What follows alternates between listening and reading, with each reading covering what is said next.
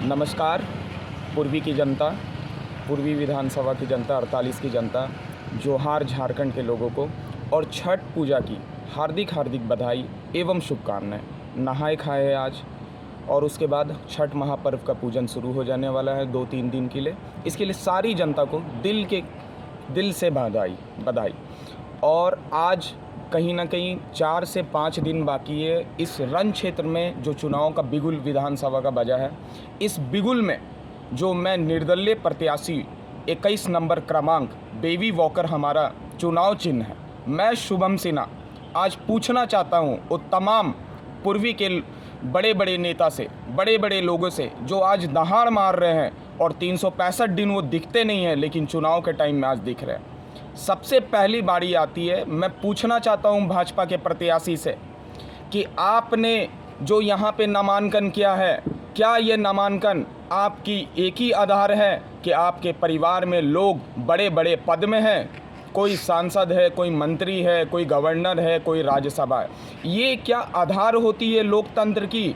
अगर आधार ये होती है तो इसके आधार में राजा का बेटा राजा बने, ये लोकतंत्र में कहाँ हो सकता है? मैं सवाल पूछना चाहता हूँ। मैं डॉक्टर अजय कांग्रेस प्रत्याशी से भी सवाल पूछना चाहता हूँ। सर, ऐसे तो आप मेरे रोल मॉडल हैं, मेरे दिल में बसे हुए हैं, लेकिन सर ऐसा क्या हुआ कि देश की सेवा, सिविल सेवा आप कर रहे थे और देश की सेवा करने के क्रम में आपने नौकरी छोड़ के टाटा स्टील जैसी प्राइवेट कंपनी की नौकरियां आपने ऑप्ट किया और टाटा स्टील से आप जुड़ गए। आज सवाल है सर कि ये अगर पिछले बार की जैसी चुनाव मैंने देखी है और सारी जनता ने देखी है कि आपने चुनाव नहीं जीत पाए और उसके बाद आप 4-5 साल जमशेदपुर से गायब हो गए, तो क्या इस बार पूर्वी की जनता आपसे पूछना चाहती है कि इस बार भी अगर चुनाव नहीं जीते तो फिर 4-5 साल के लिए आप गायब हो जाएंगे? और अगर जीत भी गए तो क्या 365 दिन आपकी कदम पूर्वी की विधानसभा में रहेगी? और मैं सवाल पूछना चाहता हूं, आज के डेट में जो कि चर्चित चेहरा दिख रहे हैं, भाजपा से विरोध करके जो इंसान भाजपा से विरोध करके आपने पहले तो लग रहा था सर कि मेरे दिल में और तमाम जनता के दिल में लग रहा था कि आप बहुत बड़े और बहुत खास इंसान है, बहुत रिस्पेक्टेड।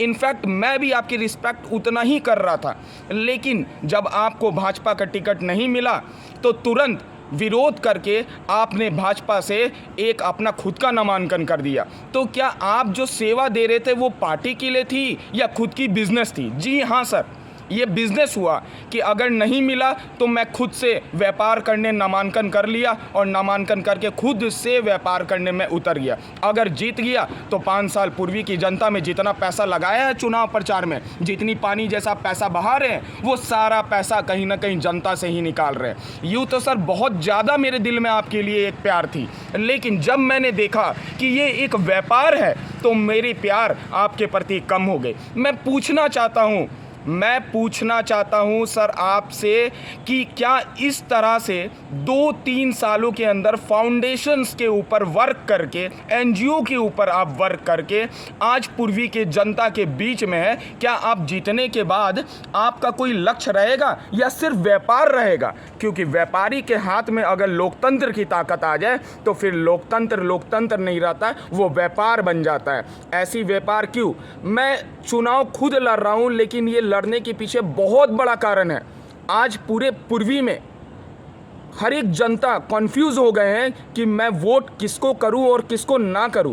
कारण क्या रहा है? जनता डिसाइड नहीं कर पा रही है, जनता नहीं डिसाइड कर पा रही है। इसी कारणवश मैं खुद मैदान में उतरा और तमाम पूर्वी की जनता से मैं विनती करता हूं कि आप एक सशक्त युवा शक्ति को चुने, युवा उम्मीदवार को चुने जो आपकी सेवा में 5 साल लगातार निरंतर लगे रहे। इन्हीं लफ्ज़ों के साथ में, इन्हीं बातों के साथ में मैं अपनी वाणी को पूर्ण विराम देता हूं और तमाम पूर्वी के जनता को नमस्कार करता हूं, जय हिंद करता हूं और जोहार झारखंड, जोहार जमशेदपुर बोलता हूं।